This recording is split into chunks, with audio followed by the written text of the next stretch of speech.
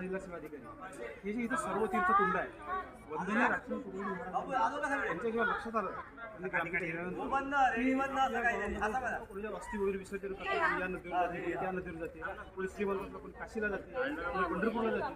परंतु त्यांच्या लक्षात एक आलं की जर समजा सगळ्या नद्यांचं तीर्थ जर समजा या ठिकाणी जर असतं तर आपल्या भागातल्या लोकांचं अस्थि विसर्जन या ठिकाणी मिळू शकतं. म्हणून महाराजांनी 1962 साली भारत किसान रेल यात्रा काढली. भारत किसान रेल यात्रेमध्ये त्यांनी 600 लोक आपल्या सोबत नेले. रेल्वेमध्ये तो प्रवास झाला, 2 महिने तो प्रवास झाला आणि भारतामधल्या सर्वात नद्यांचं जेवढ्या काही बेटा सगळे फिरून होतं ना सगळ्या नद्यांचं तीर्थ या ठिकाणी आणून टाकलं. मग त्यावेळेस माझ्या आजोबा होते का त्याच्यामध्ये